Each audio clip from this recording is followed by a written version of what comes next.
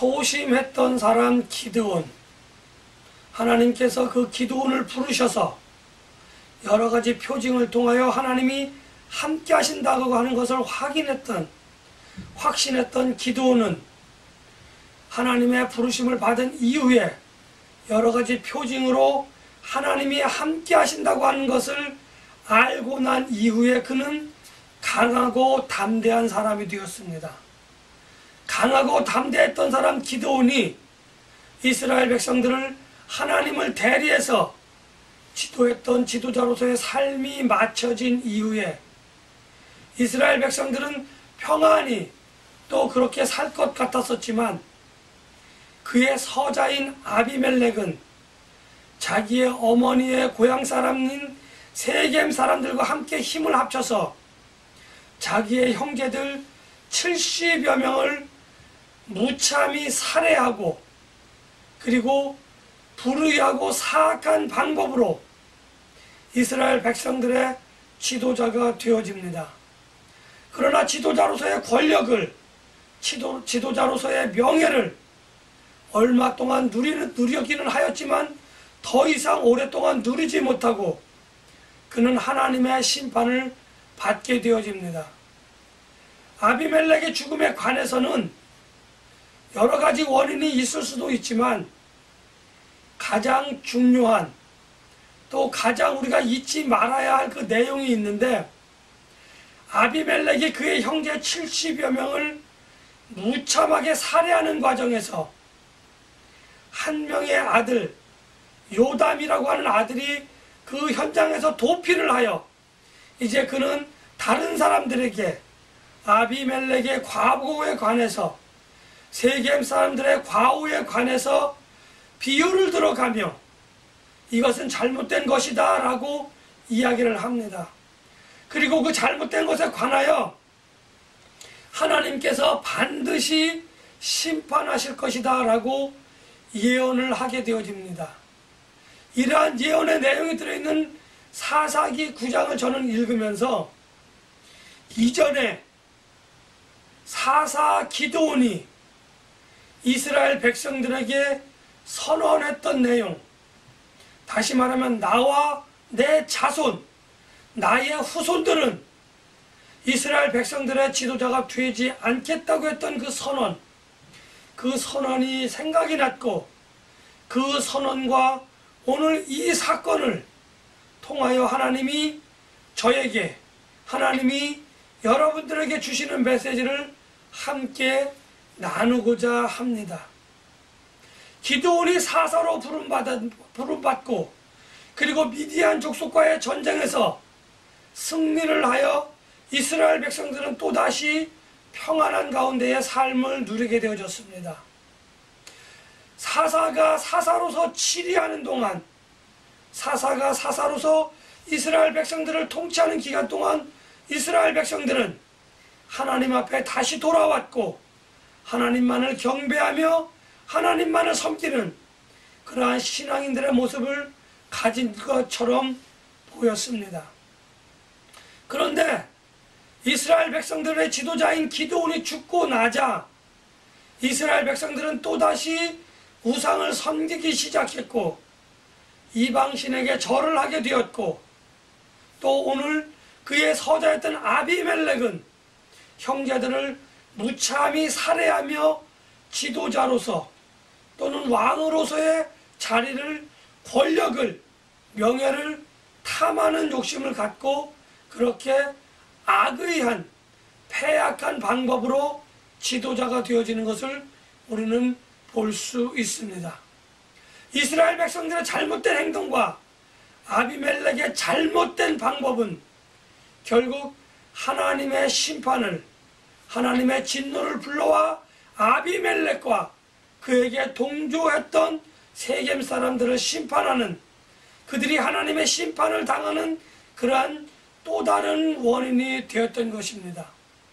그런데 하나님께서 우상을 섬기며 이방신들에게 절하는 이스라엘 백성들을 이전까지의 심판을 가만히 살펴보면 하나님께서는 외부의 어떠한 요인, 다시 말하면 주변의 강대국이나 또는 주변의 다른 사람들을 통해서 이스라엘 백성들을 질책하고, 물론 그 질책을 하기 이전에 그들이 하나님께로 돌아올 것을 선포하시기도 하였지만, 지금까지 하나님께서 이스라엘 백성들을 심판하시는 그 내용을 가만히 보면 하나님의 심판의 도구는 이스라엘 백성들 외부의 요인, 다시 말하면 다른 나라 사람들이거나 다른 그러한 요인들을 가지고 이스라엘 백성들을 심판하셨던 겁니다. 이스라엘 백성들의 진노에 대한 하나님의 심판은 그렇게 이루어져 왔는데, 이방신을 섬기고 우상하게 절하는 이스라엘 백성들을 하나님이 심판하시고자 하는 심판의 도구가 이번에는 이스라엘 외부의 사람들, 외부의 요인들을 가지고 심판하시는 것이 아니라 이스라엘 내부에서 하나님께서는 그 심판의 도구를 선택하셨다고 하는 겁니다. 이스라엘 백성들의 내부라 하면 이스라엘 백성들 가운데에 누구라고 하는 겁니다. 그런데 그 심판의 도구가 누구였느냐 하면은 바로 아비멜렉이라고 하는 기드온의 서자였다고 하는 겁니다. 하나님께서는 이전까지와 다른 방법으로 하나님께서는 이스라엘 백성들을 심판하셨다고 하는 것을 우리는 눈여겨보아야 합니다.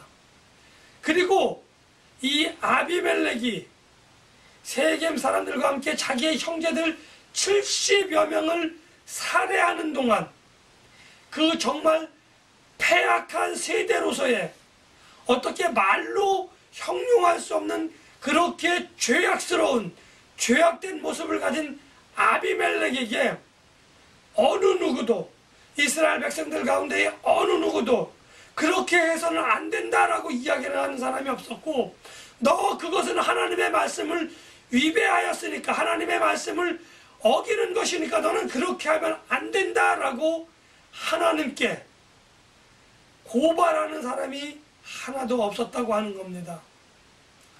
또 아비멜렉에게 항의하며 아비멜렉을 제지하려고 하는 사람이 하나도 없이 그저 그들은 침묵하며 아비멜렉과 세겜 사람들이 두려워 그저 자기 생명을 유지하기에 급급하였던 그러한 모습들, 마치 기드온이 미디안 사람들의 침입을 당하였을 때에 뒷마당에서 조용히 숨어서 타작을 했던 그런 모습들을 오늘 이스라엘 백성들의 모습에서 찾아볼 수 있었습니다.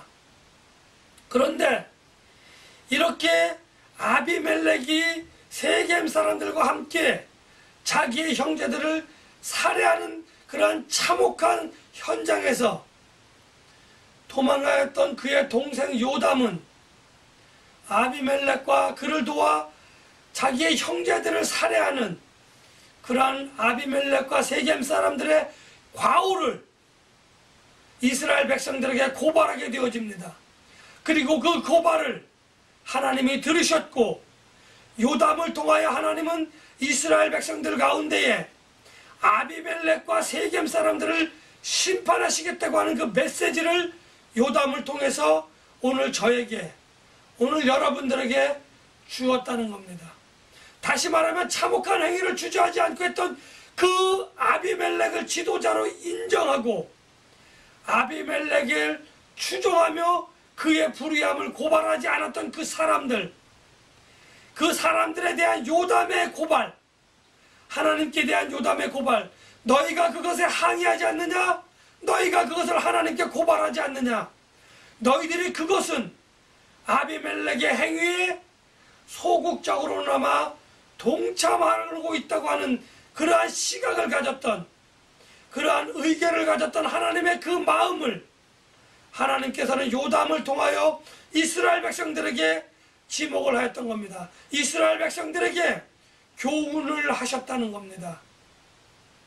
오늘 세상은 참으로 혼탁하고 어렵습니다. 물론 하나님께서 요담을 통하여 그렇게 고발하고 항의하였던 그 고발의 내용을 하나님이 들으셨던 겁니다. 어지럽고 험한 세상에서 침묵하는 사람들에게 하나님께서는 요담을 통하여 말씀을 하셨고 그 요담의 고발을 하나님은 들으셨던 겁니다. 그래서 하나님께서는 그들이 부귀 영화를, 명예를, 권력을 누리기 시작하였을 때쯤 하나님께서는 아비멜렉과 세겜 사람들을 따로 분리하시는, 그들이 하나였었을 때 그들이 질렀던 그 일을, 그 참혹한 현장을 하나님께서는 심판하시기 위하여 이 두 사람들을, 이 두 부류의 사람들을 떼어놓기 위하여 악한 영을 그들 가운데에 보내셔서 이제 그들을 향한 본격적인 심판을 시작하셨습니다. 하나님의 간섭, 하나님의 섭리에 의하여 아비멜렉과 세겜 사람들은 서로를 미워하게 되어졌고 서로를 의심하게 되어졌습니다.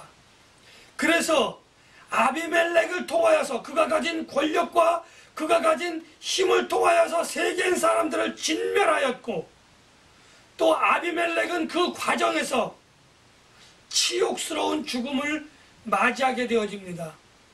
여기서 말하는 치욕스러운 죽음이라고 하는 것은 여자에게 죽임을 당했다는 겁니다.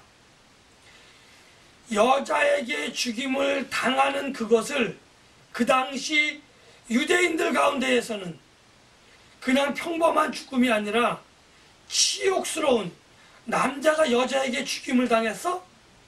부끄러운 일, 정말 그렇게 해서는 안 되는 그 일을 당하게 하심으로 인해서 하나님께서는 아비멜렉을 심판하셨고, 또 아비멜렉과 세겜 사람들을 서로 간에 질시하고 반복하게 불화하게 만드심으로 인하여 서로가 서로를 죽이는 그러한 일들로 인하여 이제 하나님께서는 심판을 마치시게 되어집니다.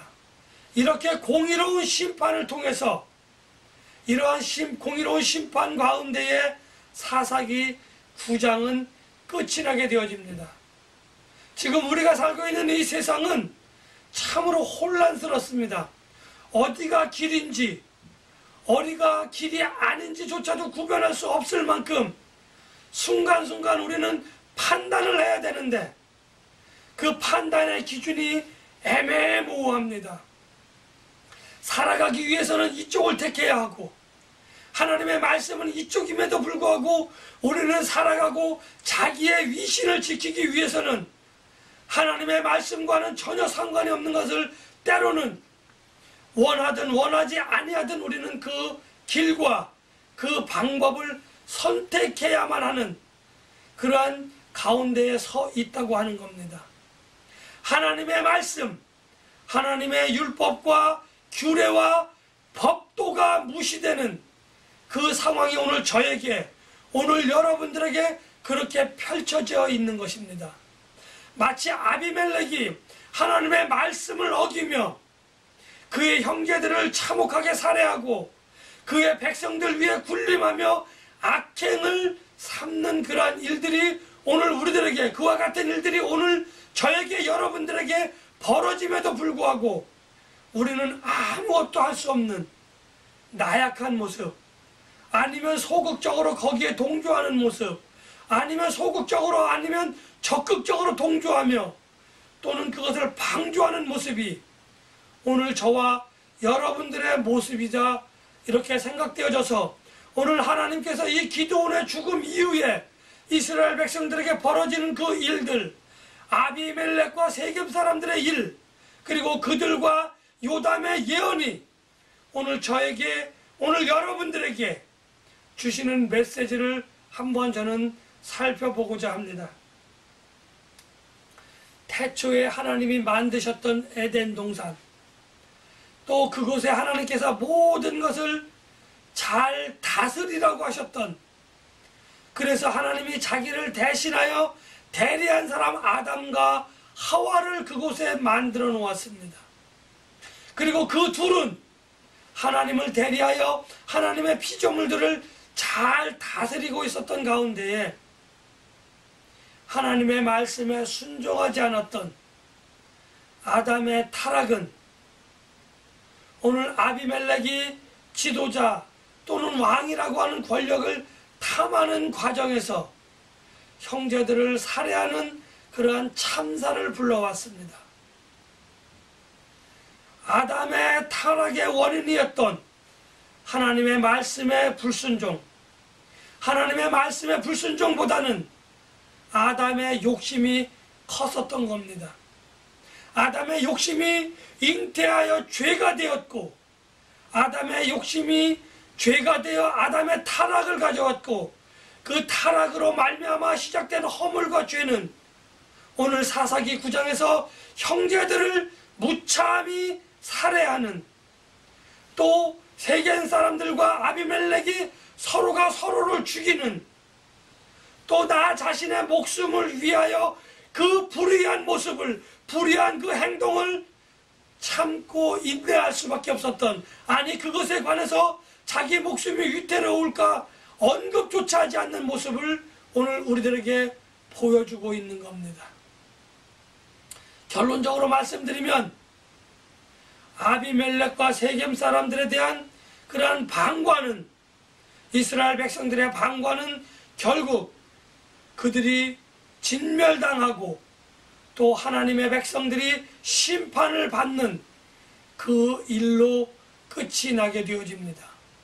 야고보서 1장 말씀해 보면 하나님께서는 야고보 기자를 통하여 우리에게 말씀해 주셨는데, 욕심이 잉태한 즉 죄를 낳고 죄가 장성한 즉 사망을 낳는다, 이렇게 우리에게 말씀해 주셨습니다. 아담의 욕심이 아담의 타락을 가져왔고, 아담의 타락이 죄를 가져왔고, 아담은 영원한 생명을 누릴 수 있음에도 불구하고 자기의 욕심으로 말미암아 에덴에서 쫓겨나 그는 죽을 수밖에 없는 그러한 운명에 처해졌다고 하는 것을 우리는 다 잘 알고 있습니다. 사사기 9장에서의 말씀도 마찬가지입니다. 아비멜렉과 세겜 사람들이 지도자로서의 또는 왕으로서의 권력을 탐하게 되었고, 그 권력에 관한 그것을 탐하는 욕심은 단순한 욕심이 아니라 이스라엘 백성들의 주인이신 하나님의 다스림을 거부하고 사람의 다스림을 원했던 이스라엘 백성들의 그 마음과 맞아져서 하나님의 정치, 하나님의 다스림인 신정을 거부하고 사람의 다스림인 왕정을 선택한 이스라엘 백성들의 오만이자 이스라엘 백성들의 잘못된 판단이었습니다. 이것에 관해서는 사무엘서에서도 잘 기록되어져 있습니다. 결국은 이러한 이스라엘 백성들의 그러한 욕심은, 주변 나라를 따라가고자 했던 이스라엘 백성들의 욕심은 사울이라고 하는 왕을 탄생시키는 그러한 결과를 가져왔다고 하는 것을 우리는 사무엘서를 통해서 잘 알고 있습니다. 아무튼 오늘 본문만을 중심으로 말씀드린다고 한다면 아비멜렉과 세상 사람들의 권력을, 명예를 탐하는 그 욕심은 정말 먹음직도 하고 보암직도 하고 지혜롭게 할 만큼 탐스러운 그러한 그 왕정으로서의 전환을 꾀하였지만, 결국에는 자기들의 갈등과 자기들의 분쟁을 초래하였고, 종국에는 그들은 심판을 받아 멸망할 수밖에 없었다고 하는 것을 사사기 9장에서 우리들에게 말씀해 주셨습니다.